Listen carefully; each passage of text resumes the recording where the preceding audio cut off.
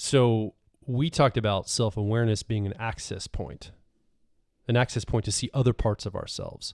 And, we were talking right before we started recording this, we were talking about social media, and there's a lot of messages on social media. We've been on Instagram in the last few weeks because we've been trying to put more content on some of the social media channels, short form content, to make things more accessible, to expand our audience, to reach more people.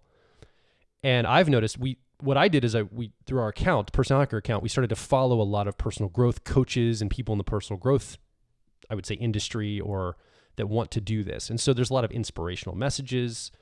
There's a lot of messages around all the aspects of self, like growing your self-esteem, your self-confidence, your self-worth, your self-awareness or understanding, like all of these things. Like the self is very much, even in the collective frame of social media, there's a lot of focus on the self, which I like, because in personality types, often people come to type and they want to apply it to their relationship to others. Like, how can I understand my boss better, my partner better, my kids better, whatever.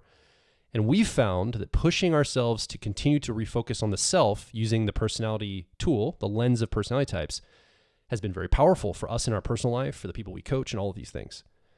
So as you see these messages pop up online, what comes to your mind as you see a lot of these coaching messages and things through social media, kind of in the framework of self-awareness? Like, how does this land to you? Do you believe that, I don't know, I just want to hear your opinions on it, I guess.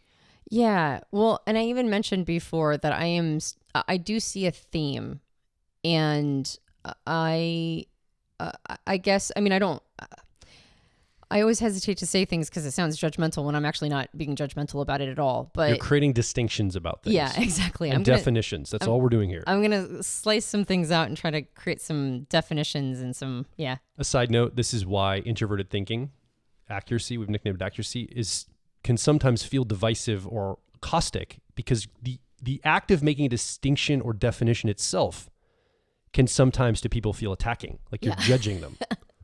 Right? And you are using a judging function, but you're not necessarily judging anybody in that.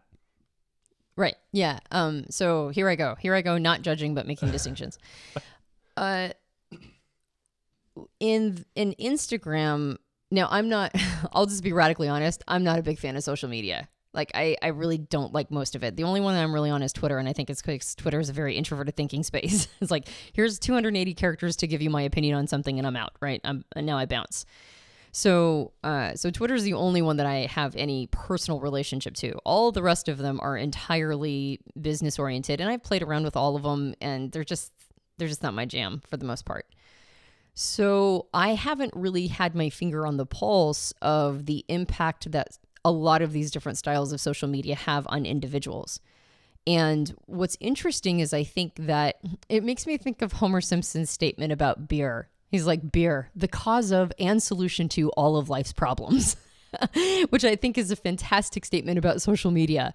It's like social media, the cause of and solution to all of your self-esteem issues. When you go through Instagram, you just get all of this aspirational, all these aspirational videos and photos, and you're supposed to be this thing, which whatever that thing is it's like worthy of putting on social media. You want to highlight your best. Yeah. And it makes people feel really bad about themselves because they may or may not have whatever the thing is that you're highlighting. And then in order to balance the scales of the putting everybody's self-esteem through the ringer, then to counterbalance that are all these aspirational messages about how you should be accepting who you are. Yeah. And so it's a lot of, or at least in our curated social media, particularly I'm thinking Instagram right now, but I think TikTok's kind of the same way. There's a lot of messaging around self-acceptance and seeing yourself as being worthy and beautiful and valuable, and it kind of feels like it's just enough tonic to deal with the poison, right? It's almost like it's trying to offset itself. And I was thinking, well, I'm sure there are people out there. In fact, I know that there are people out there who curate their Instagram feeds and other social media feeds in order to have those messages just come through over and over and over again as these perpetual snacks of self-esteem hits, right? And to remind themselves, to give themselves permission, and that they're worthy and valuable, and that they have, that they have meaning. And, it's just like, don't be so hard on yourself over and over. It's good affirmations, is what you're saying. Yeah, and that's nice. But again, it's like the well on this side is poison and on this side is tonic or is Healing waters. yeah, exactly. It's the medicine. And I'm like, well, what would a person need to do in order to bring all of that in-house, to not need to lean on aspirational messages over and over? How do you build all of these things? How do you build self-esteem and self-worth and self-value, self-confidence, self-trust? And so I started seeing these as what I call the selves, right? And I think that I think that it's vitally important to get in touch with all of these aspects of who we are and understand these aspects of who we are, as opposed to just admitting defeat, going like, I have low self-esteem. I guess there's nothing I can do about that. Or I don't have very high self-confidence. Right.